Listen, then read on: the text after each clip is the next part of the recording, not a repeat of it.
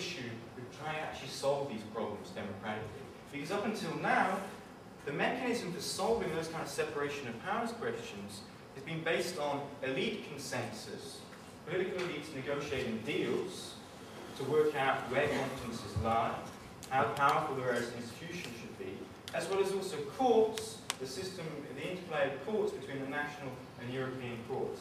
They're the ones who continue to settle these questions. They haven't done so really in terms of democratic fashion, which is based obviously on mobilizing citizens. So the net result is that EU citizens in all of this are kind of left out. They're the stranded element.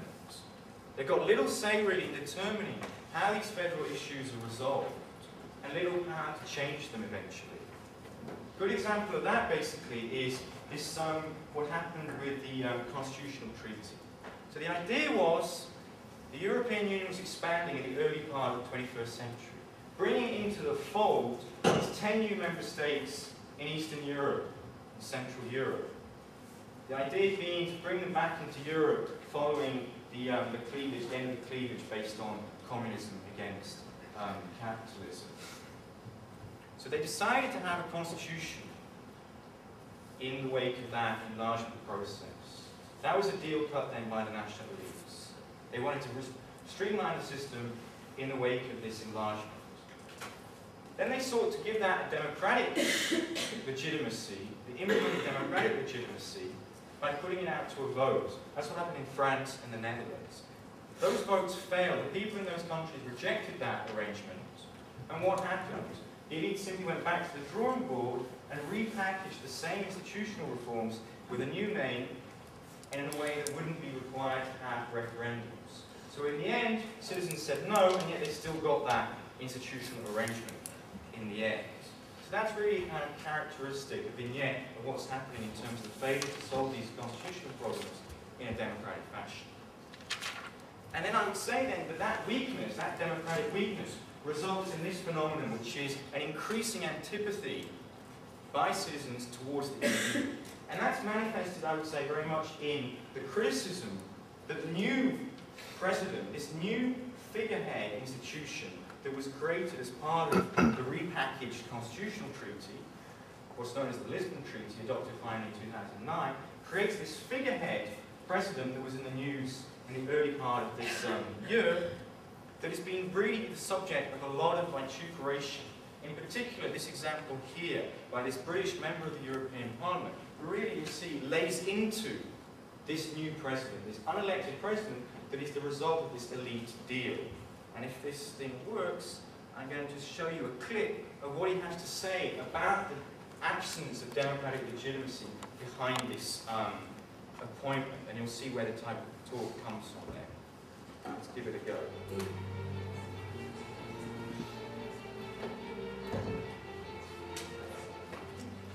We were told that when we had a president, we'd see a giant global political figure.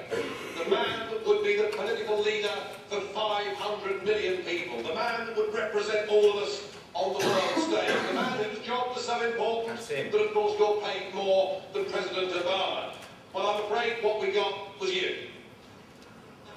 And I'm sorry, but after that performance earlier that you gave, and I don't want to be rude, but you know, really, you have the charisma of a damp rag and the appearance of a low-grade bank clerk.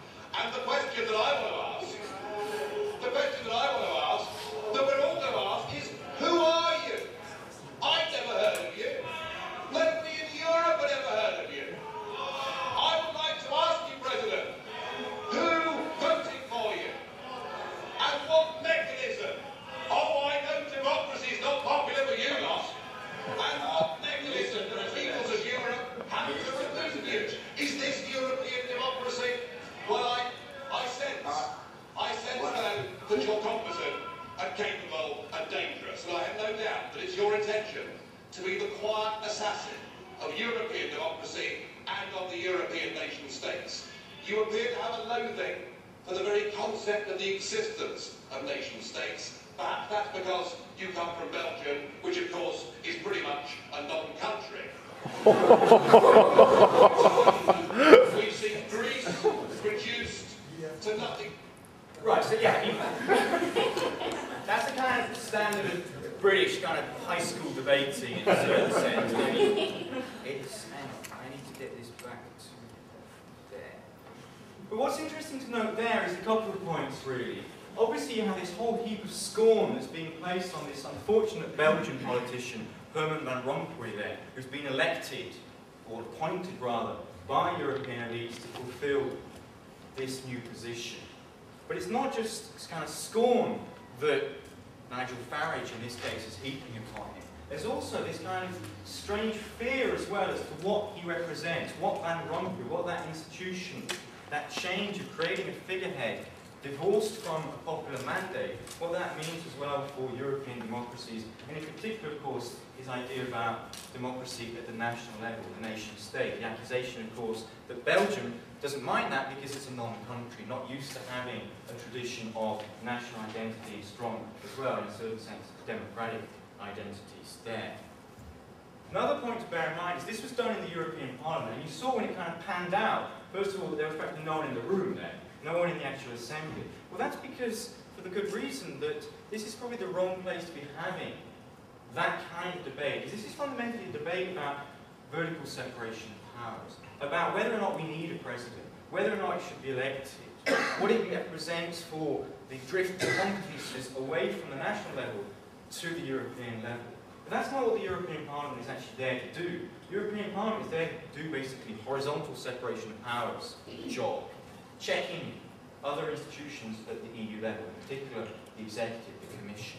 So it's interesting that's going on there, kind of where it shouldn't really be happening in the first place. If you're going to have a debate about vertical separation of powers, that's really the job of national governments and national parliaments. Also important to note, this wasn't just a British perspective. Not just, obviously Nigel Farage gives kind of good headlines, but it wasn't just a British perspective. There was a kind of universal sense that this was a very underwhelming appointment and a very underwhelming change in the EU. You see as well here, even in its home country, Belgium, you have this Flemish cartoon, which you might pigeon Flemish. I can understand to mean that Van Rompuy is going to London to ask for a bigger role for Belgium, and in fact it turns out then, in this cartoonish caricature, that he's asking for free chocolates, yeah? And then it's a question of who is he still. And so, you've got to admit, this is not a real systemic problem within the EU. Part of it is, of course, there's a real Obama envy in Europe at the moment. A real envy about that kind of popular, charismatic figurehead. But at the same time, there's really the sense that elites have chosen to go in a direction that doesn't really make much sense and which doesn't really get justified very well to European citizens. Doesn't really have a democratic backing there. So now I want to take you further on into trying to conceptualize these constitutional problems within the EU today. So what I've suggested basically when it comes to that quasi-federal arrangement is, thus, the EU has already a de facto legal constitution. Within that system, the primary actors, though, are not really parties. They're not really politicians mobilizing citizens. Rather, it's a process to do with courts and national political elites that come together, as I say, to cut deals, and then through jurisprudence in the case of the courts, to actually resolve these separation of powers issues.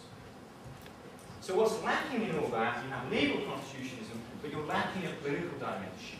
You're lacking an ability to really mobilize citizens. That is, you're lacking what I would say is political constitutionalism.